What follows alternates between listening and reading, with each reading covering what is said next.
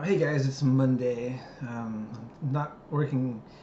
I'm in my school working, but I'm doing my software job. It's been pretty busy this morning, catching up with everything. But I've got another 15 minutes before I'm done. One thing about it is you sit so much, so I've really been paying attention to my diet. Caloric restriction, there just comes a time where you have to start watching your diet. Back in my 20s, I was always skinny. I could eat anything and didn't have to think about making time for exercise. I rode my bike everywhere, which was helpful, but I never said, okay, I'm gonna go ride my bike so I can not get fat. um, and it kind of worked out that first I had to start doing a lot of cardio to stay relatively healthy. And I was able to get away with that for about 3 years, like running 2 to 3 times a week seemed to keep me in good shape. And then it got to the point where I was like, okay, I need to start lifting weights, because I was noticing I was just kind of getting kind of skinny fat and weird. And so then I started lifting weights, and that helps. That kept me in a good shape for the most part. But now it's like I've also got to just limit calories. The body changes so much over time. It's like I don't know what it is. Maybe you stop growing and your metabolism changes, and the calories just go straight to your stomach, your belly. So, anyways, that's been good. I'm trying to stay on top of that. Things at the school are going pretty well. The new teacher started teaching some more classes last week, which is really good to see. The kids seem to be taking to her pretty well. Unfortunately, I got some notices from parents. A number of kids are leaving because they're entering junior high, which happens. And finally, this year, it's not really my problem. I don't want to, I don't want students to leave naturally, but I'm just becoming more and more used to the reality that, this is it. This place is not going to be my concern very shortly. I'm happy with how things have worked out. I was able to find someone, was able to kind of notify parents of what's going on in a timely manner, so no one was kind of caught off guard. Everyone's kind of knows what's happening. The new teacher, there was a little bit of friction just with her attitude, like the way she was acting in lessons when I was teaching. But that seems to have gone away now that I've been observing her lessons. I think she realizes that it's really just in everyone's interest to be cordial and avoid criticisms or unwelcome comments and things. I think that's maybe just her personality. I don't know, but it was bothering me. But it seems to have passed. What else is happening? Yeah, she wants to make some schedule changes that seem really strange to me. One in particular, there's a class on Thursdays where right now it's all kindergartners, but as of April, two, maybe three of them actually are going into elementary school. So they get out of school a bit later, half an hour to 40 minutes later. And the parents just want to take that class and move it up to 3 o'clock. Right now it starts at 2:20. There's nothing after that class for an hour, so there's no scheduling conflict as far as lessons in the school. But I don't know. The new teacher is just kind of being difficult about it. All you have to do is just change the start time. But she's saying she wants to make it so all the classes start at 1:30 now, and just I don't understand the logic at all.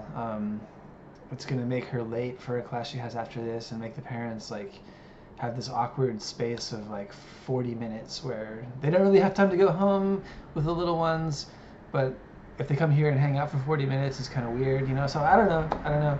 I just told her what's up, and then I said, well, you should talk to them from now on.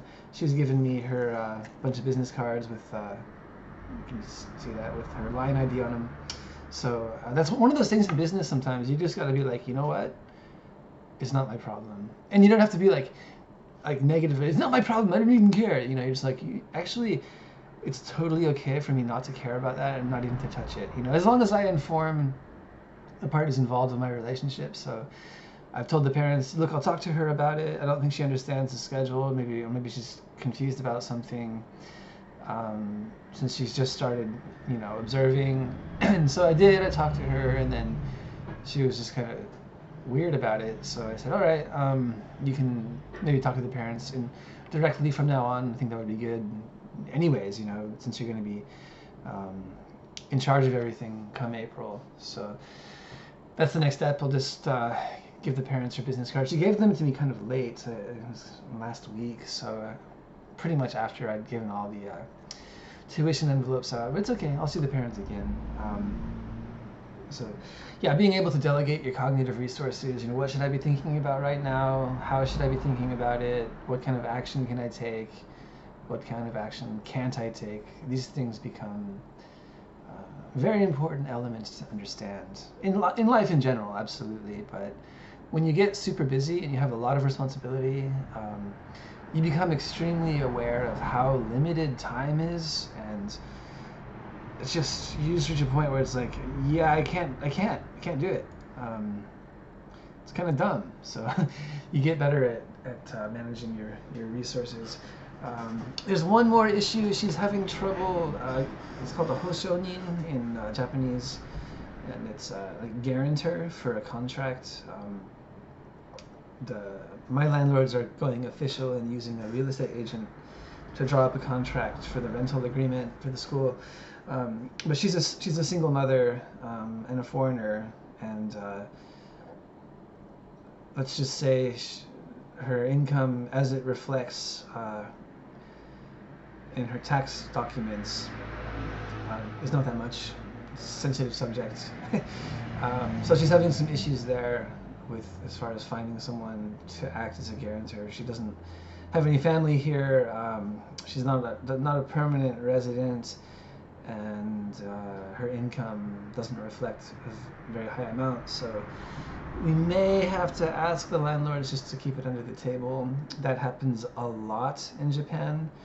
But I may have made a mistake by visiting the landlord. I just wanted to make sure everything was square. I don't want any funny business happening after I'm gone. I want to make sure everything is legit and stable and no surprises. But it turns out maybe that might have been a mistake. I don't know. We shall see. But it would be unbelievable if the landlord's like, look, we can't have you renting here, because you can't get this contract signed. That would just be like crazy. So I think that'll kind of blow over. I think, and they'll just, all right, look, just give us this much a month and keep doing it every month, or we're gonna have an issue. So we'll see. But yeah, it's really coming down. The fatigue. I've kind of gotten used to being tired, but then I kind of remember like, oh my god, I'm so busy. I've got so much to do. Like today, once my software job is over, I need to mail my tax documents in. I'm praying to God. I'm not a Christian. I'm using that phrase. That everything will be okay. My accountant will be able to do what he did last year in terms of working his magic, so I don't have to pay a ton of money every month starting in May or whenever. Yeah, so you kind of got to respect the forces sometimes, just be like, hey, this is my life right now. This is what's going on. I don't necessarily like it, but I know it's ending soon. I'll be able to kind of shift gears and have a more predictable schedule and focus on things I really care about. Right now, the school has really just become a job. I've said so many times in videos. I'm just glad I've taken the steps I have in order to kind of get out of it and just be like, all right, man, this is it, new chapter. Good for you, But it's still, what's today? The 8th?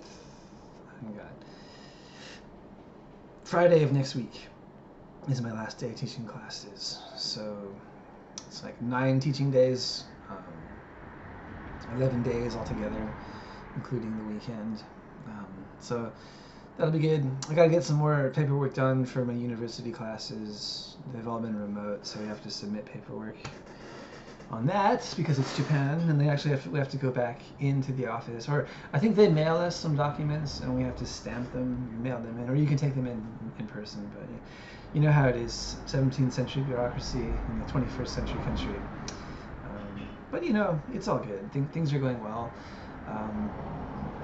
It's weird, like when you've been so busy for so long, you kind of forget what it's like to have a normal schedule, So that's going to be an interesting transition where it's like, sometimes I wake up in the middle of the night, like, did I forget something? What did I forget, find myself looking for stuff just because it's like crazy, you know.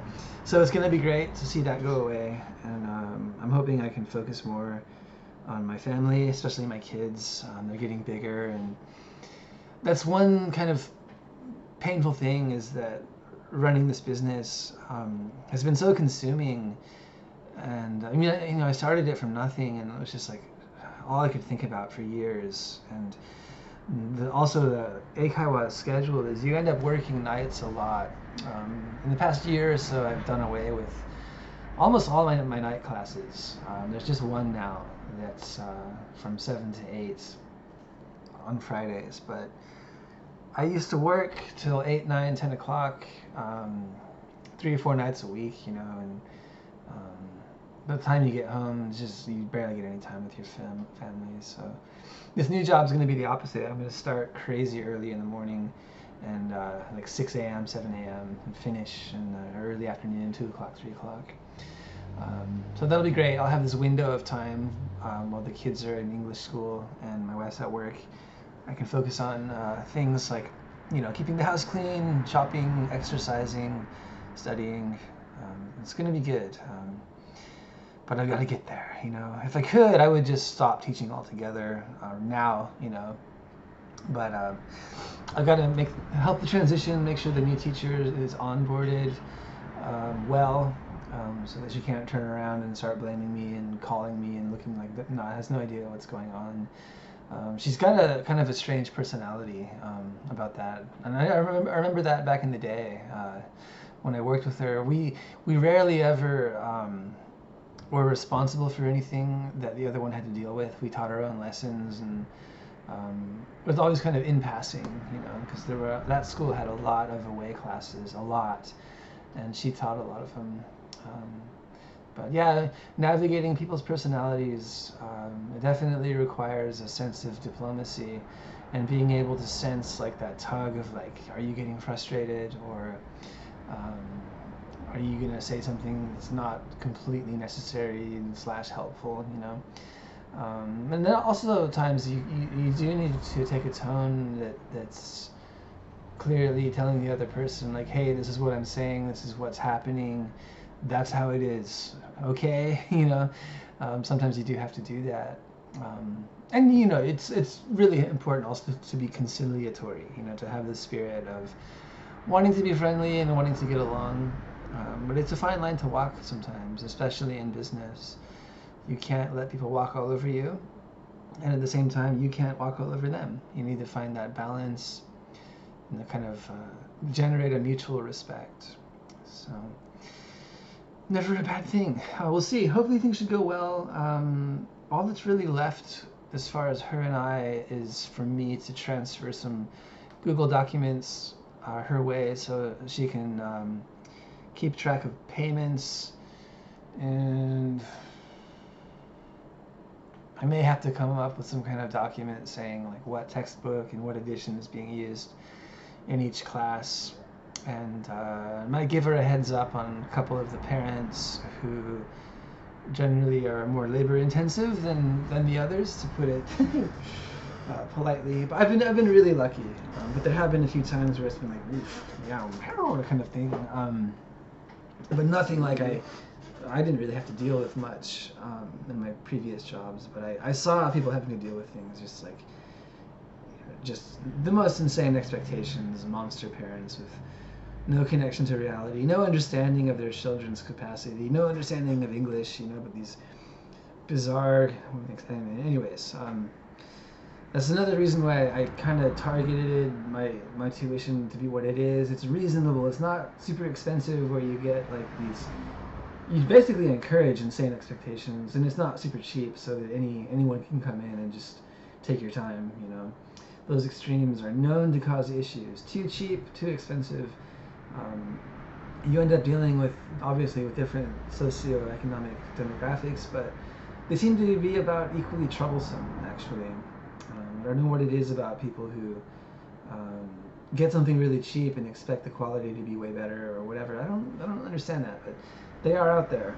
I'm not dealing with them anymore. I'm just going to be a guy on the internet coding, and I'll teach a class or two at the university, and just do my thing, man. You know, I'm tired of trying to shoulder all of this. It's making me crazy. But it has been a good experience, absolutely. And I think it's prepared me for a lot of things in life. And I think the most important thing I've learned is just that ability to kind of sense a situation and internally decide if it's worth any kind of emotional, temporal investment or not, and then sticking with that decision, you know?